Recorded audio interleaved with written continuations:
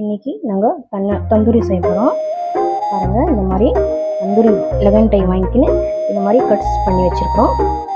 வாங்க, மசாலா 1 டீஸ்பூன், மிளகு 1 teaspoon, chilli powder 1 teaspoon, மஞ்சள் தூள் 1/4 டீஸ்பூன், ஜீரகத்தூள், இஞ்சி பூண்டு பேஸ்ட்டு 2 டீஸ்பூன், தயிர் 2 teaspoon, lemon, tandoori masala 2 teaspoon. யாரும் இல்ல உன்னை போல ஒரு தேவதை பார்த்ததில்ல.